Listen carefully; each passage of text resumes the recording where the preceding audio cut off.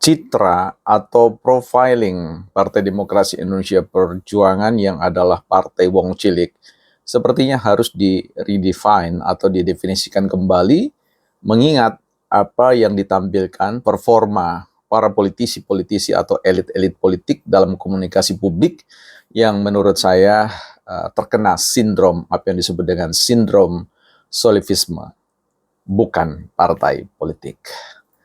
Ya, teman-teman, kita jumpa lagi di channel Bukan Partai Politik yang sama sekali tidak menghubungkan dirinya dengan partai manapun, dengan politisi manapun, tetapi eksis dalam posisinya sendiri dalam rangka mengkritisi berbagai macam kebijakan-kebijakan yang akan dihadirkan bagi kepentingan publik.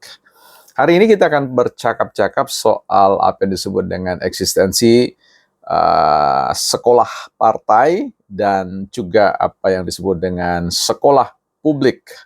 Ya, kita tahu bahwa partai-partai memiliki sistem pembinaannya, kaderisasinya sendiri-sendiri, bahkan ada yang melembagakan yang namanya sekolah partai. Ya, dalam hal ini PDIP kedengarannya menjual program sekolah partai untuk satu sarana mempersiapkan kader-kader pemimpin yang mengadvokasi kepentingan-kepentingan politik atau kepentingan-kepentingan kebijakan publik yang bermuara pada pembelaan ya atau advokasi wong cilik. Ya, saya kira pada tingkatan idealisme normatif saya kira sah-sah saja dan positif ya, kita dukung hal itu. Tetapi persoalannya adalah hasil ya, impact dari ya, bukan hanya sekedar result ya, bukan hasil bahwa ada kader-kader yang dibina, tetapi impact-nya ya, dampak dari sekolah partai itu akan disorot dan kemudian dievaluasi ketika mereka hadir di ruang publik, dan itu sangat terlihat sekali. Nah, apa yang terjadi pada fenomena politik belakang ini pasca KPU menetapkan Prabowo dan Gibran sebagai presiden dan wakil presiden ya berdasarkan hasil keputusan perselisihan hasil pemilihan umum di MK, ya ternyata PDIP ya kelihatannya menjadi partai yang sangat kekeh ya untuk terus-menerus untuk menggugat ya, mengharapkan bahwa MPR tidak melantik Gibran ya sebagai wakil presiden.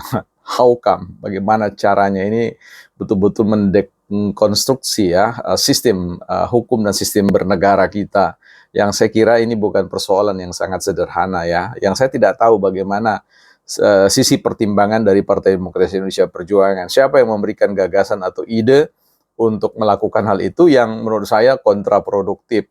Dan ini menunjukkan apa yang tadi saya sebut di awal sebagai terkena sindrom yang disebut dengan sindrom solipsisme ya. Nah, apa itu sindrom solipsisme? Kalau kita bicara tentang solipsisme, kita bicara tentang kalau dalam rujukan bahasa Latin kita akan lihat ada dua suku kata yang membentuk solipsisme itu, yaitu yang pertama adalah solus ya, sendirian, dan ipse, diri. Jadi ini dekat atau yang disebut dengan apa yang disebut dengan egois ya. Egois artinya punya paradigma, kerangka berpikir bahwa dirinya sendirilah yang benar ya. Pengalaman-pengalaman untuk berpolitik, pengalaman-pengalaman dalam rangka menelusuri ya, proses-proses berpolitik dan kemudian tiba pada penarikan suatu kesimpulan, hanya dirinya lah yang kemudian bisa mendeklarasikan bahwa kebenaran itu ada pihak mereka. Nah, ini solipsisme yang perlu diwaspadai ya. Kehadiran sekolah partai ini perlu dilihat dihadap-hadapkan dengan apa yang disebut dengan kehadiran sekolah publik. Ya, bagaimanapun juga seorang politisi hadir di ruang publik, ya itu akan diekori, ya dibuntuti, ya semua performa, statement, satu kata saja, satu frase, satu kalimat itu bisa kemudian membuka tabir ya, membuka kotak Pandora ya. Pandora yang saya kira itu akan kemudian melihat membantu publik untuk bisa melihat ke dalam ya, kejeroan dari partai-partai itu. Jadi organ-organ terdalam itu bisa diteropong lewat komunikasi publik yang ditunjukkan oleh partai-partai atau para elit-elit ya. Karena bagaimanapun juga kesan publik ya terkait dengan Partai Demokrasi Indonesia Perjuangan ini bukan lagi partai wong cilik ya.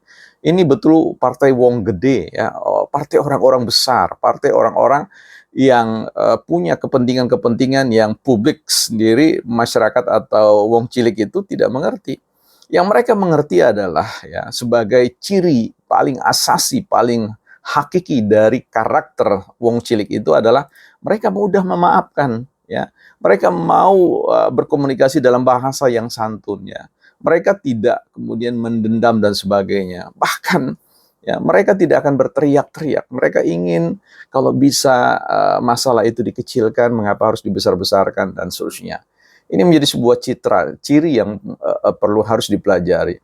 Publik sekarang ya dalam sekolah publiknya, mereka itu adalah orang-orang yang diperlengkapi. Ada sebuah culture, ada suatu budaya baru yang disebut dengan sharing knowledge ya di ruang-ruang publik sehingga memungkinkan mereka memiliki referensi-referensi yang baik dan terbaik untuk mengkritisi performa atau kinerja dari bukan hanya persoalan perilaku politik elit, tetapi bicara tentang sampai pada kebijakannya.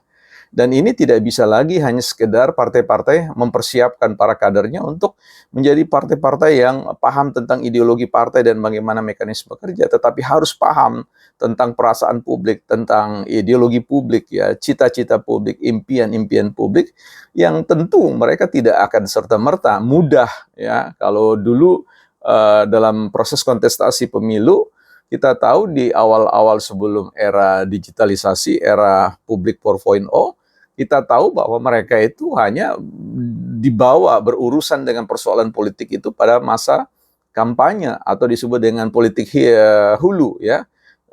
Kemari-kemarinya mereka tidak pernah punya atensi atau perhatian, concern terkait dengan apa yang mau dilakukan oleh elit-elit partai. Tapi itu zaman sudah berubah, it's not the same again ya.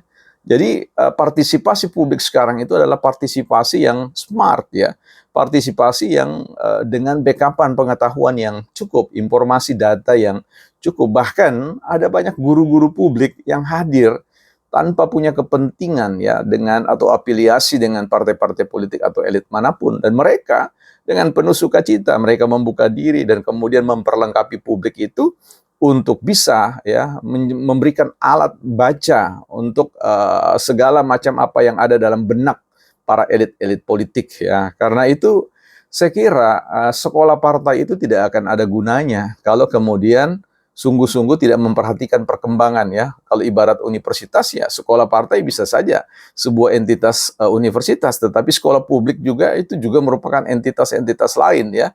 Wujud dari kelembagaan-kelembagaan publik yang kemudian hadir. Bahkan jangan kaget kalau lulusan-lulusan sekolah publik itu yang free, yang tidak harus diorganize secara ideologis, mereka akan jauh lebih tampil, lebih smart dari mereka-mereka kader-kader yang dikader oleh partai-partai tertentu. Sehingga sekali lagi mereka akan mengekori setiap statement-statement, setiap kebijakan yang dibuat. Ya, jangan pikir bahwa publik itu tidak paham tentang apa yang disebut dengan kebijakan, apa yang disebut dengan musrembang, ya, musyawarah kecamatan, ya, provinsi, dan seterusnya, ya, bahkan tingkat nasional.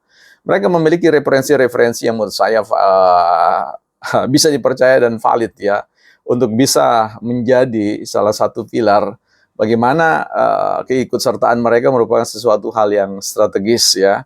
Jadi para elit tidak akan sendirian lagi ya. Publik ya, misalkan dalam konteks partai, bukan partai politik, ini merupakan lembaga publik ya, Senkot sebagai sebuah sekolah publik untuk memberikan clue-clue, memberikan highlight terkait dengan apa yang terjadi dalam pusat kedalaman pemerintahan atau birokrasi ya. Dan itu kita sedang akan persiapkan semuanya sehingga kita berharap bahwa publik akan menjadi public 4.0 atau publik yang bisa kemudian melampaui ya cara berpikir para elit-elit yang sangat bicara tentang kepentingan internal atau solipsisme ya, yang selalu menganggap kebenaran itu adalah pada dirinya. So, ini sebuah kritikan bagi PDIP secara terbuka untuk berbenah kembali, ya selaras dengan pikiran-pikiran publik yang selalu dipromosikan sebagai suara wong cilik ya.